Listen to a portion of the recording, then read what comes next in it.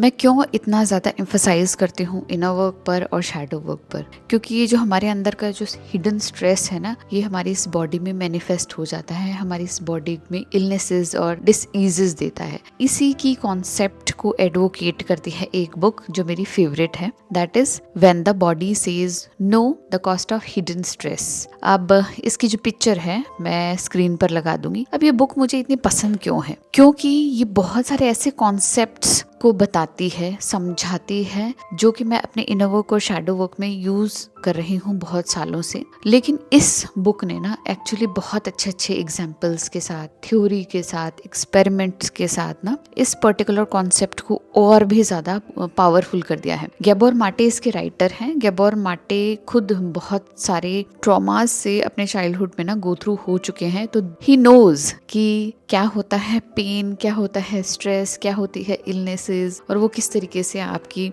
Body को harm करती है। हम mentally, emotionally, physically all levels ना बहुत ज्यादा परेशान होते हैं। तो पहली चीज गैबोर माटे कहते हैं, माइंड और बॉडी दोनों ही कनेक्टेड हैं। परसेप्शन जो होता है ना हमारा, जिस तरीके से हम चीजों को परसीव करते हैं, उसके ऊपर बहुत कुछ बेस्ड होता है।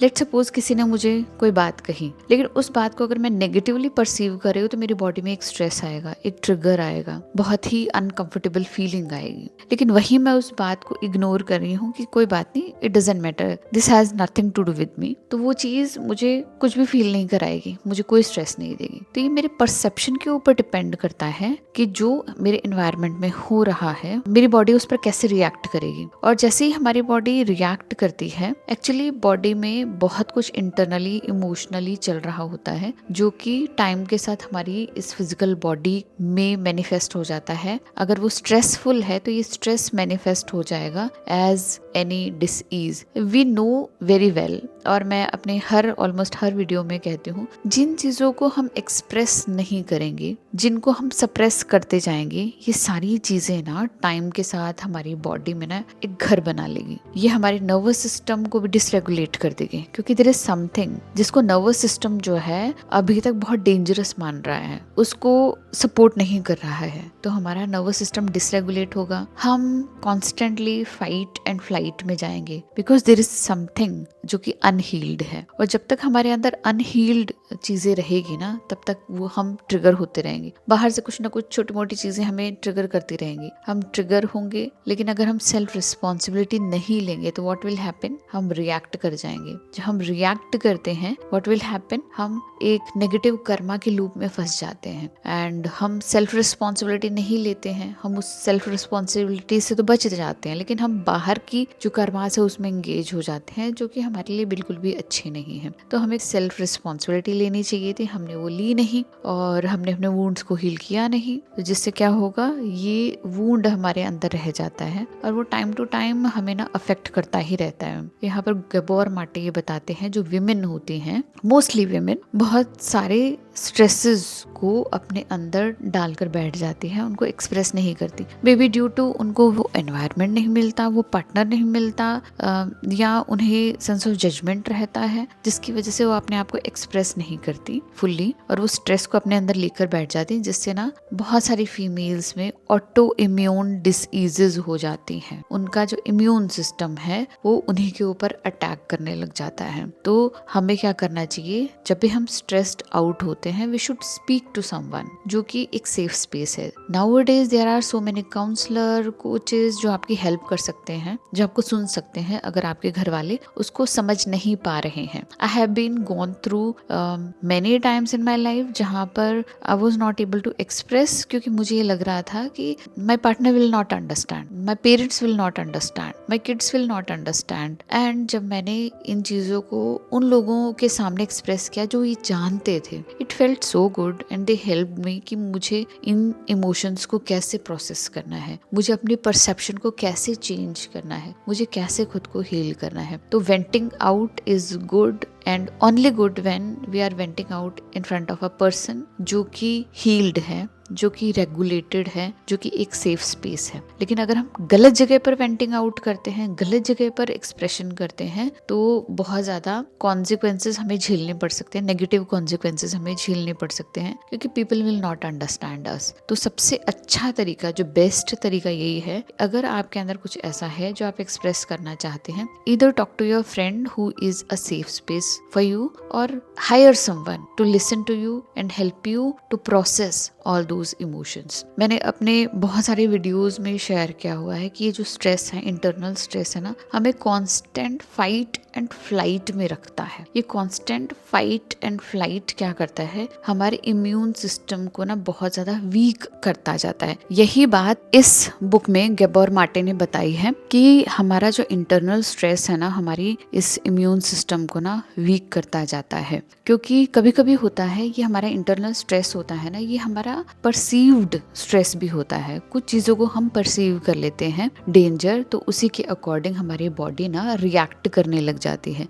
क्योंकि बॉडी को ये बिल्कुल भी नहीं पता है कि क्या रियल है और क्या फेक है। तो अगर हमने फेक डेंजर भी महसूस किया है, परसीव कर लिया है, तो हमारी बॉडी उसी तरीके से रिएक्ट करेगी। वही हमारे अंदर हार्मोनल चेंजेस होंगे, उतना ही स्ट्रेस होगा, उतना ही फाइट एंड फ्लाइट होगा, जितना कि एक लायन अगर हमें चेज कर रहा होगा तब हमारी बॉडी महसूस करती है। तो हमारा परसीव्ड स्ट्रेस भी हमारे अंदर की प्रॉब्लम्स को बढ़ाता है। तो अगर आप इसके बारे में और ज्यादा डीप नॉलेज लेना चाहते हैं कि कैसे आप अपने नर्वस सिस्टम को रेगुलेट कर सकते हैं, कैसे आप इस फाइट एंड फ्लाइट से बाहर आ सकते हैं, कैसे हमारी बॉडी रिएक्ट करती है एंड मोर, तो आप मेरा कोर्स चेकआउट कर सकते हैं, सेफ्टी एक्सेलरेटर, जिसमें मैंने बहुत सारी tools, techniques and journaling prompts and E book सब कुछ डाला हुआ है, जिससे आप अपने आप को रेगुलेट करना सीख सकते हैं। गाइस, ये जो बुक है ना, गैबोर माटे की ये जो बुक है, इसमें गैबोर माटे ने एक बड़ा अच्छा कॉन्सेप्ट और शेयर किया है जो मुझे बहुत पसंद आया। दैट इज कि जो लोग पीपल प्लीजर होते हैं, जो लोग परफेक्शनिस्ट होते हैं, जो लोग ओवर गिवर होते हैं,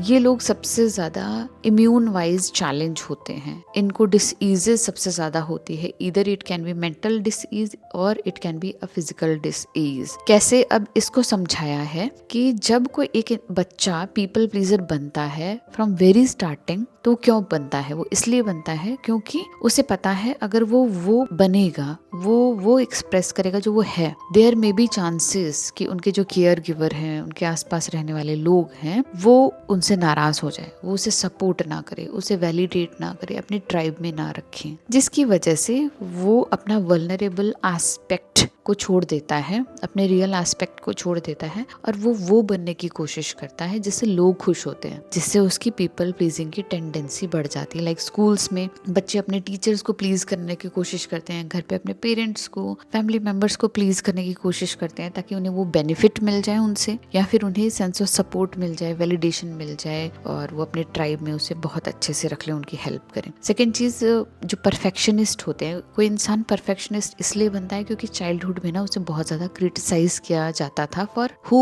ही और शी इज फॉर। तो अगर एक बच्चा एक सर्टेन वे में बिहेव कर रहा है जो उसका रियल सेल्फ है, तो पीपल कैन क्रिटिसाइज देम, है ना।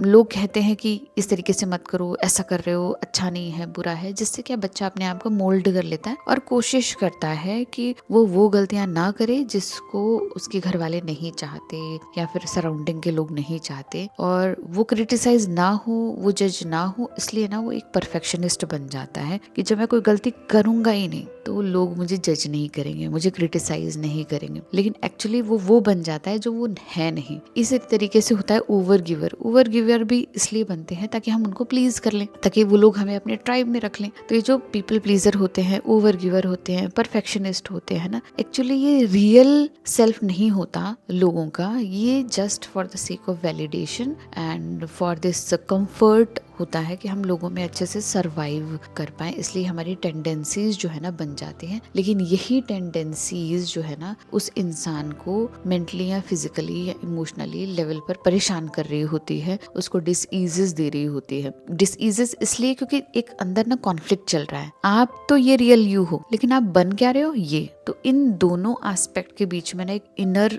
जो कॉन्फ्लिक्ट चल रहा है, एक अंतर द्वंद चल रहा है, एक कंफ्यूजन चल रहा है, जिससे ना बॉडी हर समय है, ये कॉन्फ्लिक्ट महसूस कर रही है, हर समय ये स्ट्रेस महसूस कर रही है। जब बॉडी किसी चीज को स्ट्रेस महसूस करती है ना, उसी तरीके से वो वर्क करती है। As I told you earlier कि फाइट एंड फ्लाइट की वजह से बॉडी उसी तरीके से रिस्पॉन्स देती है जैसे कोई एक लायन चीज कर रहा है, एंड उतना ही ज्यादा हार्मोन्स का रिफ्लेक्स आता है, उतनी ही ज्यादा एनर्जी कंज्यूम होती है, उतना ही ज्यादा हमारा इम्यून सिस्टम है ना वो वीक होता जाता है। तो इन चीजों की वजह से एक्चुअली हमारी बॉडी वीक एंड वीक होती है और डिसीजेस को बहुत जल्दी अपने अंदर ले लेती है। बहुत सारी बीमारियां हमें लग जाती है। ऑब्वियसली जब हमारा इम्यून सिस्टम चैलेंज होगा तो बहुत सारी बीमारियां आ जाएगी। तो गाइज मैं चाहती हूँ कि आप ये बुक एक बार जरूर पढ़ें।